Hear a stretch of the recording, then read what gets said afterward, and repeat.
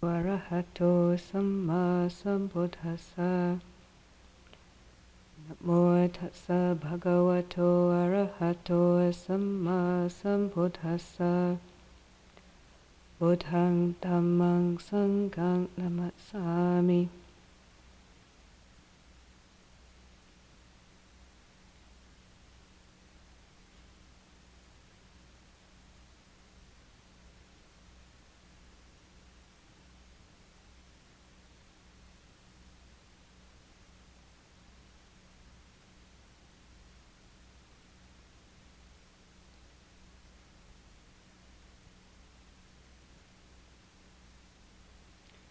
There's a theme that's been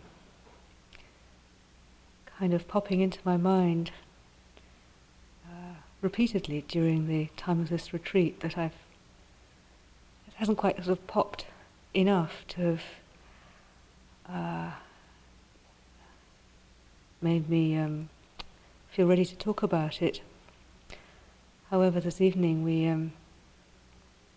had some news of those of you who know Taranir, that her mother has just passed away last night, and so at the end of the evening we'll dedicate some chanting, and it seemed like an opportunity to address the subject of old age, sickness and death.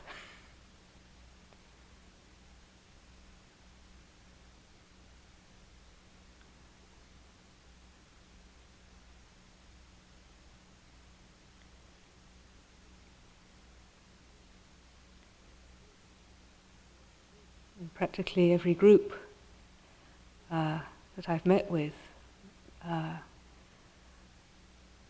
have been several people who have been finding considerable physical discomfort and pain during the time of this retreat. And also quite a few people have commented on just the awareness of the aging of the body.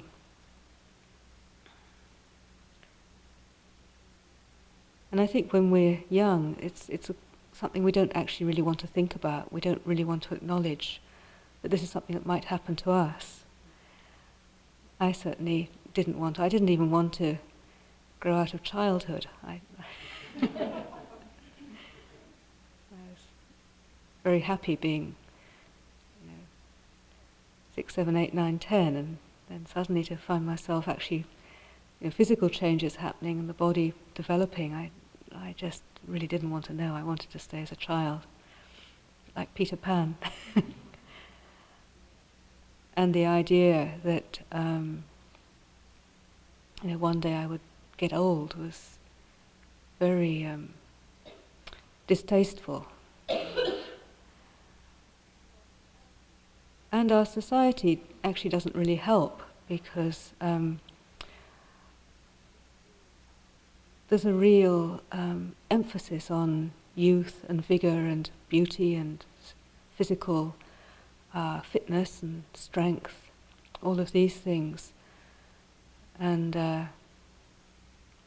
many, many products designed to keep us as fit and healthy and young as possible for as long as possible.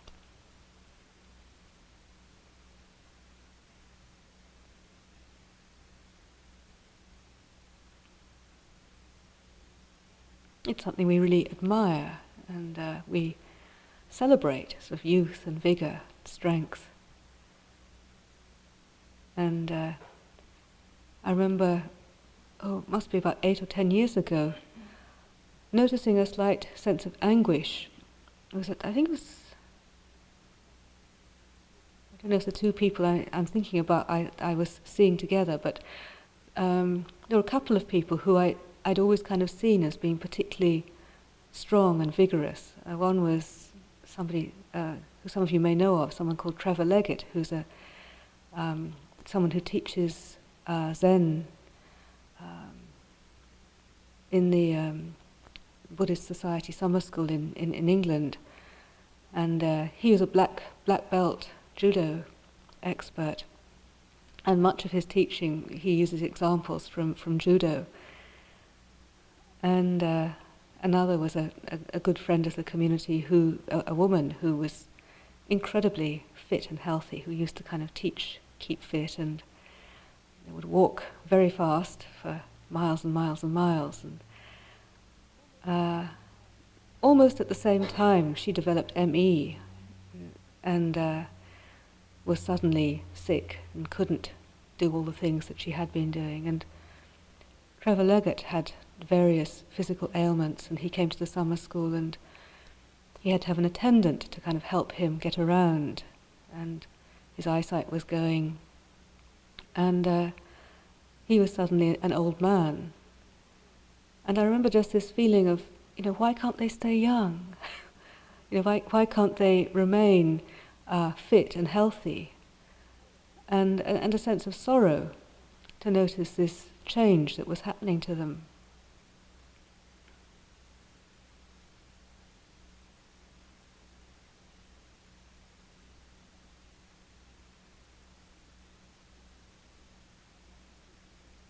And now obviously there are changes in my own body, in this body.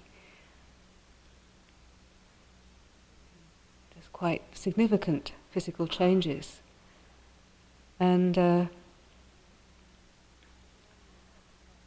along with a slight feeling of not wanting to know, there's also been a kind of sense of wonder at the nature of the body that kind of runs its own course, regardless of one's longings and desires and wishes. This body has its own cycles and rhythms that we can't do very much about. I mean, there are medicines we can take, and there are exercises we can do to perhaps help keep it reasonably strong and healthy and supple. But it's actually fairly limited.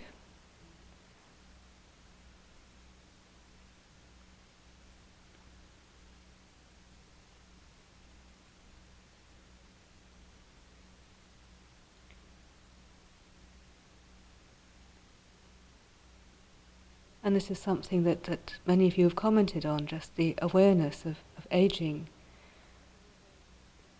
I think we're all very fortunate to have discovered this practice and to have this regular encouragement to reflect on this reality of our human existence. Because, as I said, there is a natural distaste, a natural unwillingness to come to terms with these things, particularly, as I said, in this society. I think certainly I'm not so familiar with Africa and Latin America, but my contact with Asian culture suggests that there's a generally much more skillful attitude towards these things. And like in Thailand, for example, it's old age is something that is really very highly respected.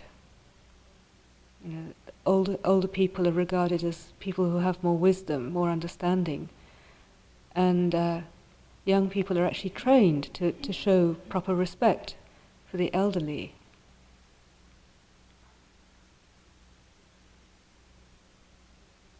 And in Sri Lanka, certainly, there's very often the tradition of just having the whole extended family living all together, maybe 3 or 4 generations in one house. And each one has their place.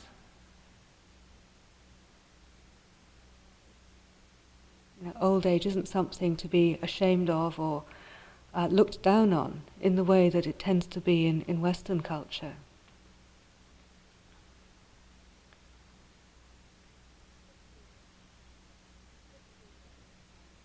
But the Buddha reminded us repeatedly that having been born, we're subject to old age, the body is going to age, the body is going to sicken, and inevitably it's going to die.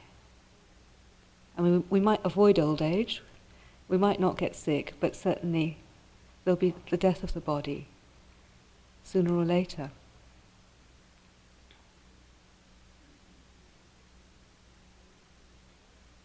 The only thing that we don't know is how or when.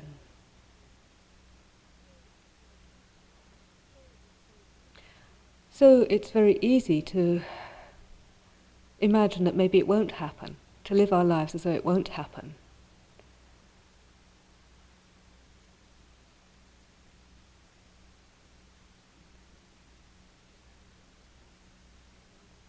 And many people do this, so that when somebody close to them, somebody that they love, dies in some way through some accident, illness, or simply through old age, it's received in a way as being a terrible shock. Something has gone wrong. Medical science has failed. The doctors have failed.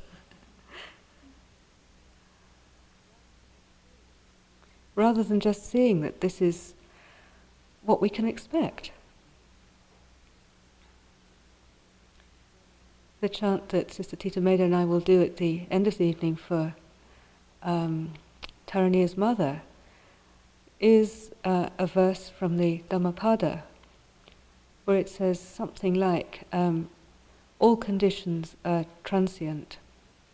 It is in their nature to arise and cease. Having arisen, they will surely cease, and with their passing there is peace. That's a kind of very rough translation. And I'm always struck at Buddhist funerals, I mean I haven't been to very many, but the ones that I've attended, at the incredible sense of peace and a kind of calm acceptance of the death that seems to prevail. This doesn't mean that there isn't sadness, that there isn't grief, but the overall mood of these ceremonies, of these times, is just an extraordinary kind of peacefulness.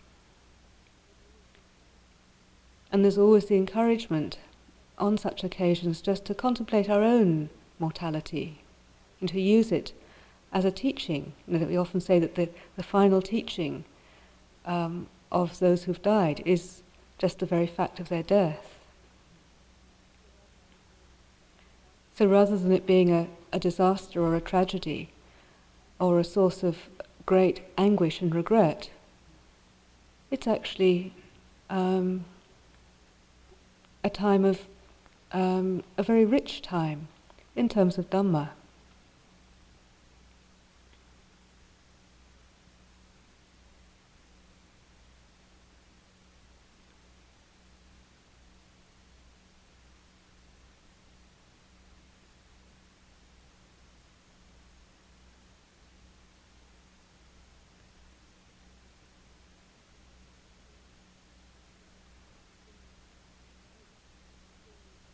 I think perhaps the things that make death particularly difficult are when we have unfinished business. There are things that we haven't said that we would like to have said. Things that we have said that we would rather not have said.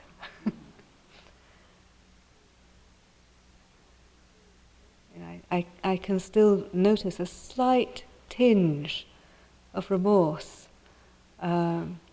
over somebody who wasn't particularly close to me, but she died quite a number of years ago, and there were a number of occasions when I wasn't quite as mindful and quite as sensitive and in tune as I might have been. And it still is something that is there in my memory. I mean, I have worked at like forgiving myself and so on, and asked her for forgiveness. But what it did for me was just to really highlight the importance of how we live life in relation to one another. I found it particularly when I was looking after, or particularly one of the old ladies at Amaravati, the one who I was closest to and spent most time with. And as I've mentioned, she was actually quite difficult, quite a handful. And we used to have kind of minor tiffs. You know, I'd be cleaning her room and she would complain about something and I would make some nasty remark and then she'd be really upset and start sulking and then we'd have to go off to puja or something. And one of the things that I made a very strong determination when I was looking after her, that I would never separate from her with anything unresolved. So if we had a tiff, and say we were walking along to, I don't know, the meditation, I would always make a point of apologizing or trying to resolve the difficulty. And it was actually quite exacting, because often resolving it meant kind of swallowing a bit of pride. And it was the kind of thing I wouldn't always naturally have chosen to do. You know, I might have chosen to hold a grudge and kind of let her stew in her own juice for a day or two. But knowing that she could die at any time, and knowing that if I had done that there would have been a sense of regret, I made it a practice to be particularly careful in the way that I related to her. And I'm really very, very grateful that I did that, because you know, as I described at one point, the time of her death, although it was extremely sad, it was also very joyous, and there was no sense of regret. I really had a sense that I'd really done the very best I could. As I mentioned in an earlier talk, I did have some quite powerful images. This was earlier on when I was looking after her, of, you know, doing the most terrible things to her. And as I also said in the talk, at the time, I took this to be a sign that actually I needed a bit more rest. I needed to take care of myself. And I say this because I'm aware that there are some of you here who are caring for elderly people. And just to really bear in mind the importance of taking proper care of yourself. You know, we can be so idealistic in what we should be and what we should do and what we should be able to do, what we should be able to manage, what our capacity should be, without really having the humility to acknowledge that actually we have limitations. We're not God, we're not Superman or Superwoman. We're a human being who has very considerable needs ourselves. Certainly the person we might be caring for has very obvious needs, but we too have needs. And if we don't take proper care of ourselves, we're not really going to be able to take proper care of anybody else. I'm very impressed in Britain, and I'm not sure how it is here, but in Britain they have ways of providing like respite care. If one's looking after somebody who's, say, terminally ill, then the person can actually spend time in a hospice while the relatives are able to have some time when they're not actually engaged in like 24-hour care. And this seems to be a very wonderful thing, to be able to provide that kind of support so that people can manage to take care of those they love in the way that they would want to, rather than either having them be cared for full-time in an institution, which is sometimes necessary, or trying to do the whole thing oneself and just burning oneself out, and the whole thing ending up a complete mess.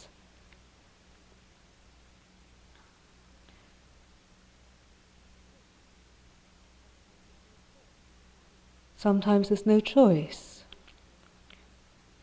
in which case one just has to do the best one can, and to keep reminding oneself that one's doing the best one can. And if there are times that one doesn't measure up to one's high ideals, just to recognize that one's doing the very, very best one can. And that the willingness to even try is an extraordinary offering. So to really honor that in oneself. If one can arrange things so that one can have the rest, the support that one needs in order to continue on a long-term basis, then by all means that's something that I would really recommend. So to be very honest about one's needs, honest to oneself, and to be willing to really consider carefully how one can take proper care of oneself if one is in that situation. It's not selfish to look after oneself.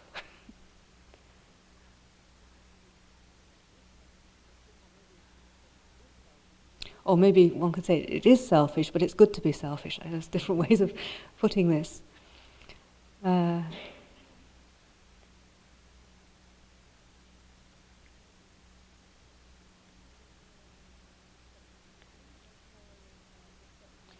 As far as reflecting on our own mortality, as I said, there's often not much of an incentive to do this. And this is why we need to use, to really reflect when somebody that we know dies. It's actually just to really to recognize that this is something that can happen to us too at any time.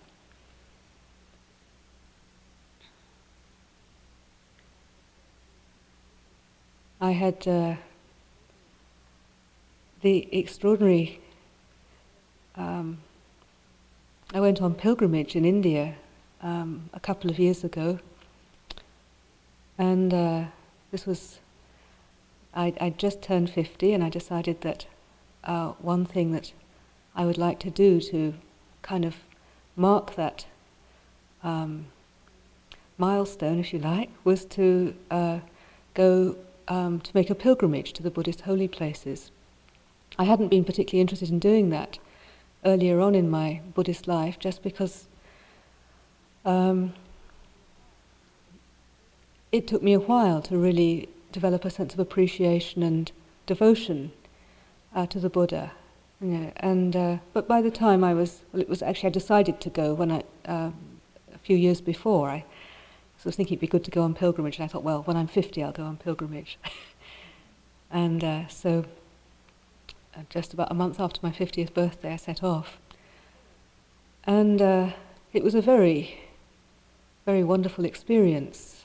It was very lovely just to feel very close to the Buddha and to actually be in the places that I'd read about, heard about, like when it said that at one time the Lord was dwelling at Savatthi, in the Jeta's Grove and at Anathapindika's monastery. These were just words to me, and to actually go and visit this place and to experience the kind of culture in which he lived, and even just have a sense that, in fact, India, where the Buddha lived, is actually quite a chilly place a lot of the time. I'd always thought of the Buddha living in a hot country, and but actually during the winter months it's quite chilly. So this was a very important part of the pilgrimage. But I think the most significant event that happened was something it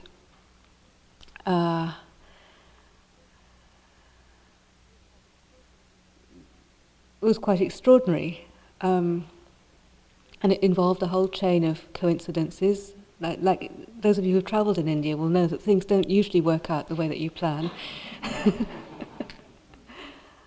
And this journey was no exception. We were given all kinds of...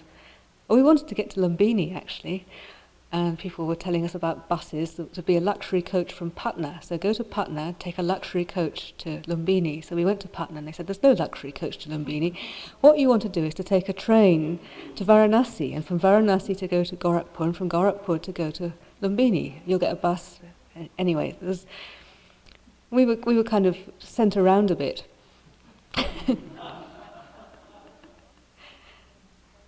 And on the train from Varanasi to Gorakhpur, it was quite a crowded train.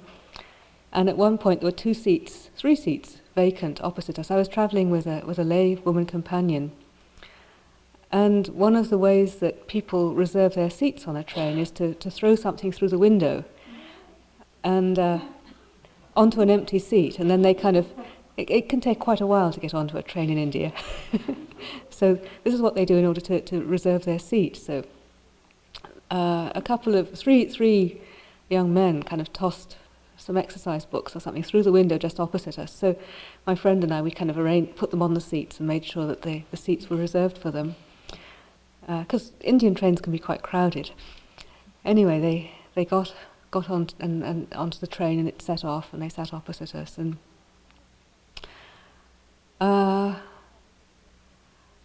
one of them started looking at one of the other's palms. You know, they were talking in Hindi, so I couldn't understand. But he was obviously kind of giving him a kind of the lowdown, and on his character or whatever. And my friend, who's called Mechi, which is actually Chinese for Chinese mushroom, which it doesn't mean none, she and I, we couldn't resist kind of holding out our hands. And this chap kind of looked at my hand, and the first thing he said, "Oh," he said, "your lifeline's quite short."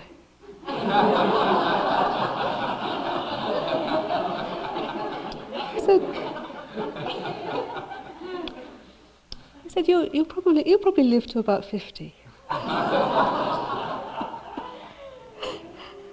And then he proceeded to tell me some other rather spot-on things that he couldn't possibly have known otherwise, unless he had a very powerful intuition. He just looked at my hand, he said, "Well, it's this, this and this, and yeah, that means this." So I kind of gulped. And then he looked at my friend's hand and said, "Oh yes, you'll live to about 70. And then he kind of turned to each of us and said, "Well, how old are you?" So I looked him straight in the eye and said, 50. And he looked me back and he said, "Very important time for you."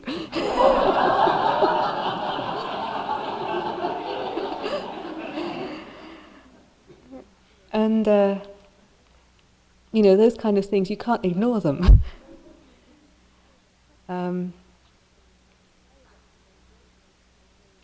I was actually very grateful, although in some ways it was shocking, but I was incredibly grateful because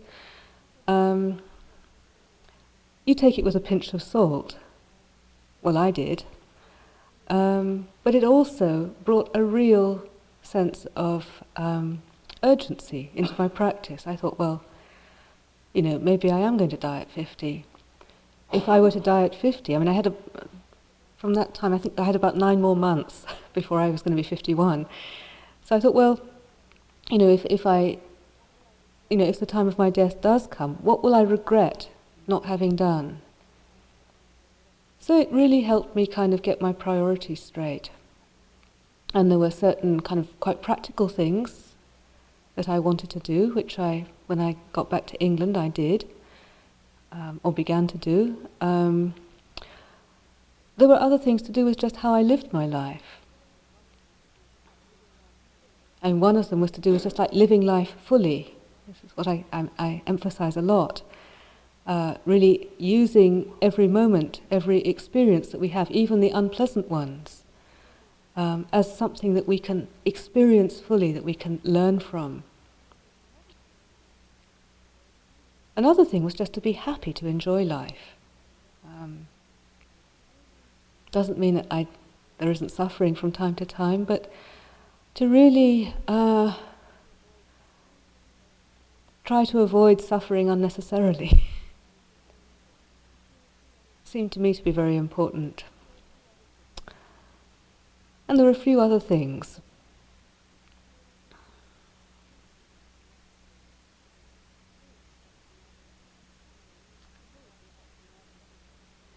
For me, it was actually like having a terminal illness without actually being ill, which was, it was very nice to have the vigour to be able to consider these things and to carry some of these things out, rather than actually waiting till I was very, very ill or something. Like, for many people it's, they don't have very much time or very much vigour to finish off their business. It also was an opportunity to kind of say thank you to the people who'd helped me in my life. Things like that. And to really enjoy my monastic life.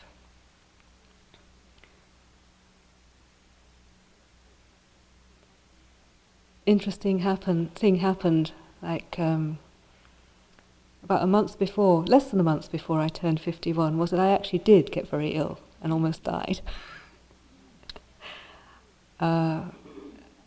Which I think quite, well, I hadn't actually told many people about our encounter with the palmist. It's not the kind of thing you tell people somehow. But when I was taken off to hospital with this illness, the person who'd been travelling to me in India kind of whispered something to one of the novices, and immediately the whole community knew. And so there was some real concern at that time.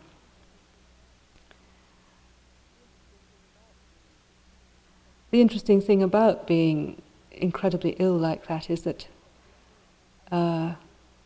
what struck me, I mean, I didn't actually realise how ill I was until after the crisis had passed. I mean, I must have had some kind of intuition about it, because I remember lying there and I'd had a slight injury, and I thought, well, this was some months before, and I thought, well, I'm in a hospital or with doctors and nurses, I wonder if I should mention this injury. And then the next moment the thought was, well, if I die, it won't really matter about the injury. I realised that, if I died, that actually it wouldn't really matter that this body wasn't completely perfect, and that it had things that were wrong with it, and that, weren't particularly beautiful about it, or that there were unfortunate things about it. That was quite a nice thought. If I die, it won't really matter.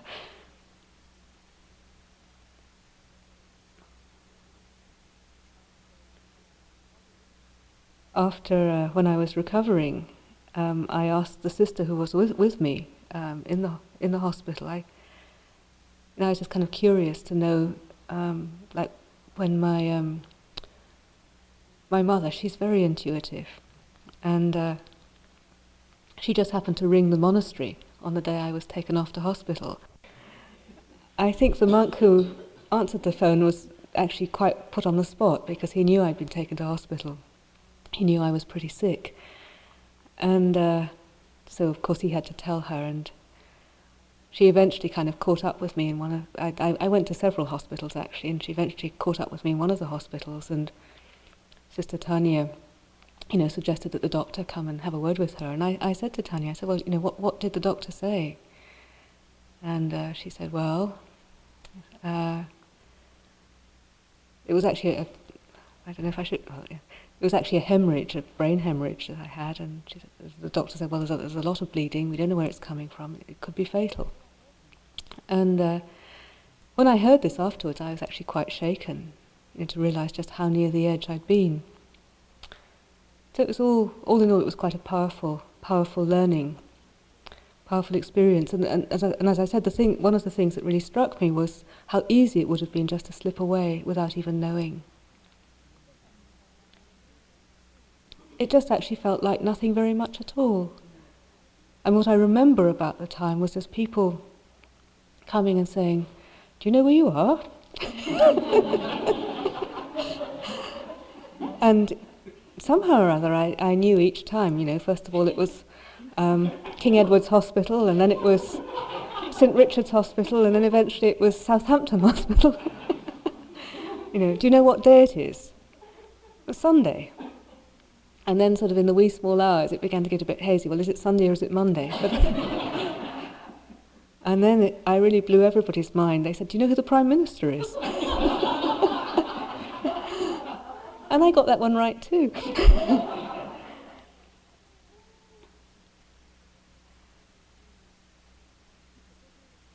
Anyway, I recovered, and I'm here. But what all this has done is really just sharpen up a sense of priorities, what is really important, and a sense of gratitude, an appreciation for this opportunity, for this human existence, and a real interest in making the very, very best possible use of it, knowing that things could change at any time. So I share this because I realise that for many people, they don't meet a palmist on pilgrimage in India who tells them that they could die that very year. But the fact is that any of us could die at any minute.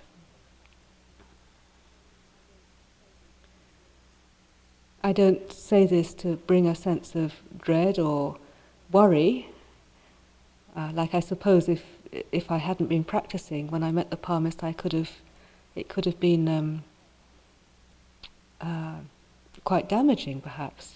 I could have been really worried about this prognosis, this what he'd said. As it was just interesting. So my encouragement is just to see this fact of our mortality as just being interesting. Our aging process as being interesting. When we get sick, just to take an interest in the sickness.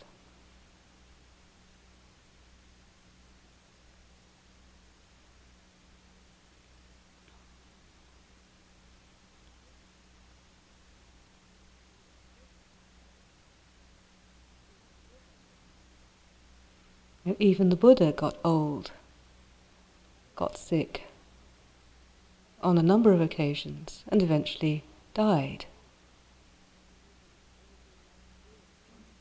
Even all of the enlightened beings since that time, with one possible exception, got old, got sick, and died.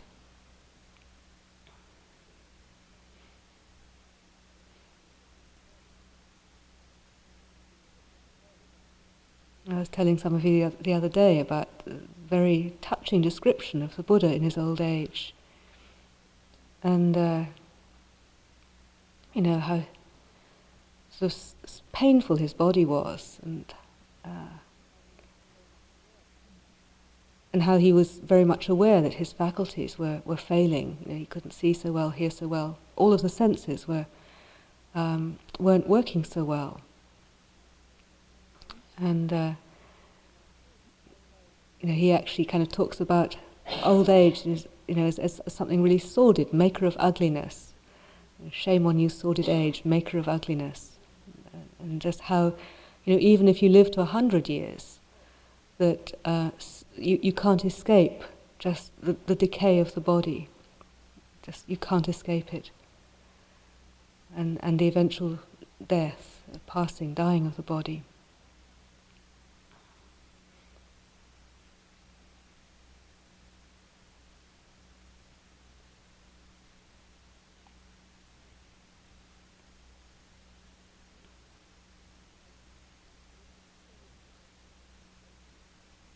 So we can take this as an incentive to live life carefully, to live life fully, with appreciation, not to waste this opportunity that we have. Doesn't mean that we're always going to enjoy it. It doesn't mean it's always going to be pleasant. But I suspect that what each one of you will find is that the more fully you live life, even though sometimes it's unpleasant I should say, sometimes it's pleasant, the more wonderful it is. Because we're no longer afraid of these things. We're able to, having perhaps been through a phase of actually acknowledging our fear, and as one of the things I've found that with mindfulness practice, actually I can be present with my fear, just seeing it as part of life. We don't have to feel ashamed or frightened of fear or want to avoid the fearful things that happen, try to just smooth it over with some kind of distraction, we can actually be present with fear. We can learn from it. And life takes on a much richer quality.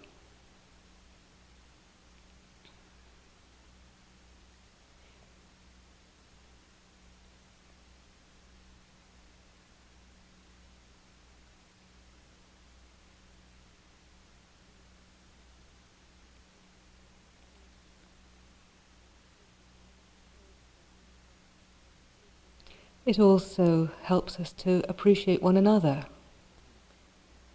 in a very different way. Sure, we still get irritated with each other, because people are irritating, let's face it, sometimes. And sometimes we're irritable, let's face it. We can't always be sweet and gentle and equanimous. I mean, we know we should be, but we can't always feel like that. Sometimes we're irritable, sometimes we're grumpy, sometimes other people drive us nuts.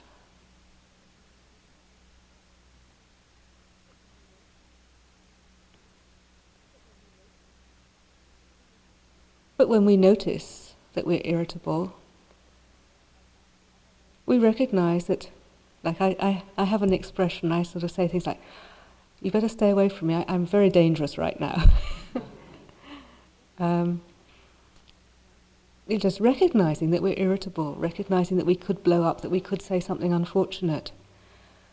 But with mindfulness,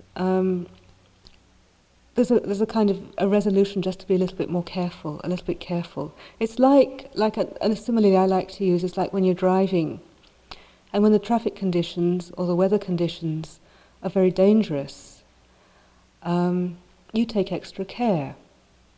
If there are a lot of idiots on the road, which there are sometimes, particularly on a Saturday night, say, rather than blaming them and saying that they shouldn't be like that, or getting irritated and frustrated with them for being, for driving irresponsibly, the appropriate response is to take extra care in how we drive and how we, in how we drive, in how we respond, and to be extra vigilant.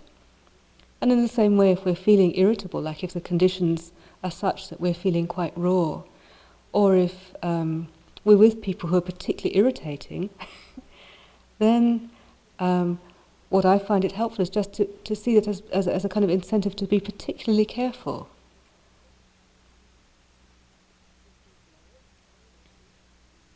If we blow it, if we say or do something unfortunate, and we have to learn how to forgive ourselves.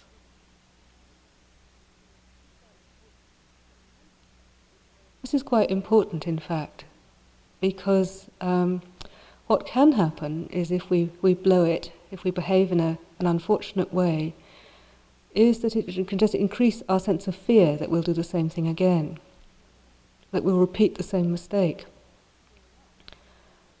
And sure enough, when we're in a similar situation, the chances are that we will repeat the same mistake.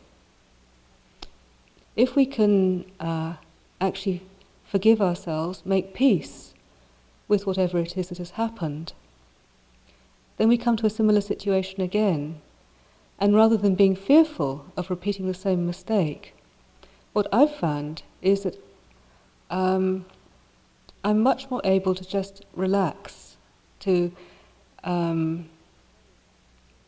recognize the danger and to know that if I'm tense, if I'm tense and fearful of making the same mistake, the likelihood is that I will make the same mistake. If I just am very mindful and just relax and recognize that it's a dangerous situation, a difficult situation, but that the more at ease I am in myself, the less likely there is that I'll blow up or whatever, tumble into the same old pattern. The other interesting thing is that if it's in a particular relationship, is that the more relaxed we are, the more relaxed the other person can be. I noticed this, like in Sangha life is wonderful for noticing these things, because one of the things I used to notice is with a particular person in the community is that we could very easily set each other off. And so, I would sit down and they would look at me in a particular way, or they would make some remark, and I would start getting defensive. And so I'd say something a little bit off, and then they would kind of say something a little bit off, and the whole thing would escalate. And I decided to experiment, to do this little experiment. And so I was sitting down beside this person, and then they made some remark that my habitual response would have been to kind of tense up and maybe say something back, but the remark was made, a slight kind of jab. And so I relaxed. I went to my breath, I went to my belly, I put my shoulders down, I relaxed my face, and I just relaxed. I can't remember if I actually smiled, but I relaxed anyway. And the interesting thing that happened was that was the end of it. I relaxed, they relaxed. That was it. So I'd really recommend that you try that with particularly difficult relationships.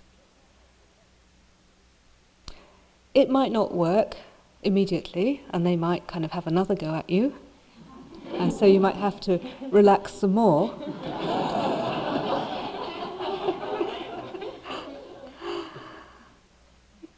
But sooner or later they run out of steam, because you're not actually feeding that tension, that aggression.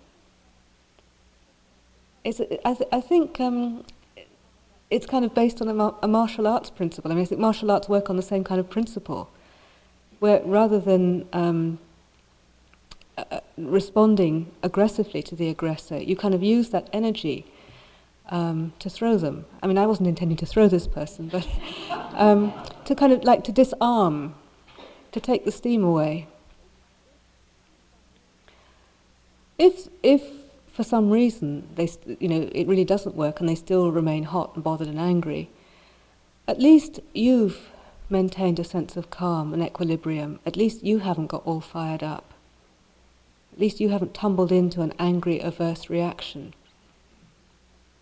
I haven't actually spoken about the hindrances as a kind of single talk, but it's interesting that, like, the simile that the Buddha uses for aversion,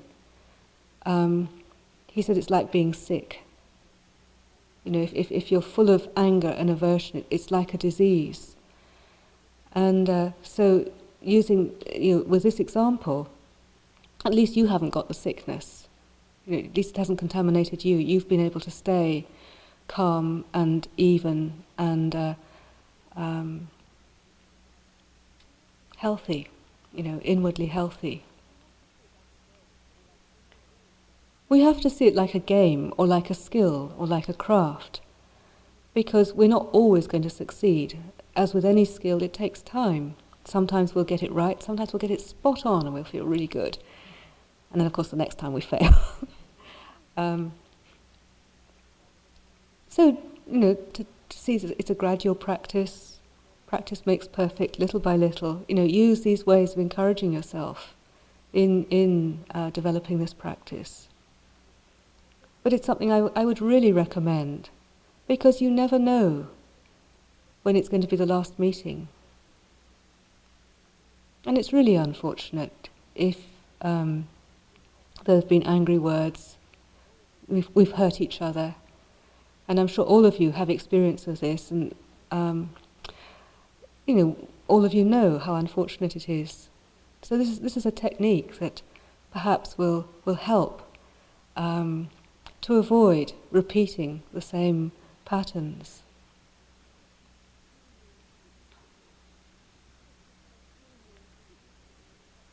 Human beings are hugely irritating, even when they don't mean to be. In fact, sometimes especially when they're trying hard not to be. And so we can expect to be irritated, particularly with, people that we're particularly close to.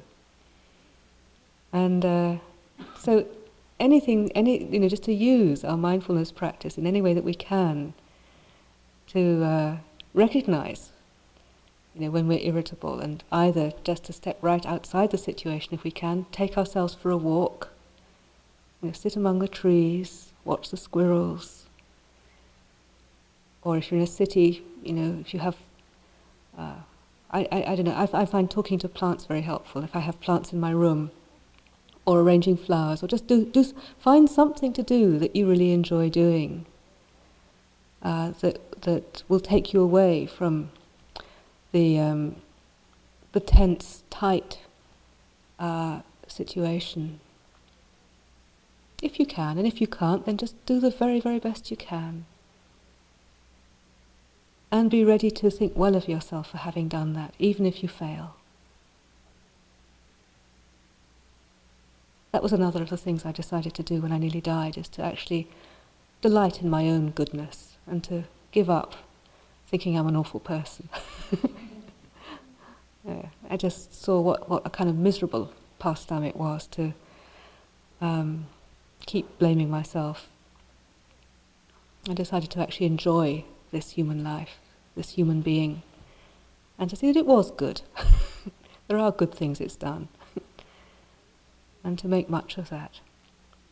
And each one of you have done lots of good things. Just the effort to come and spend time on retreat, the effort to endure through the miserable, wretched, horrible mind states that I'm sure many of you have had to endure through, the fact that you're still here is a cause for celebration. Even if you're not utterly perfect, even if you're not fully enlightened yet, that there's this sincere, humble, determined effort and aspiration to move towards that is something that is worthy of appreciation, worthy of respect by yourself.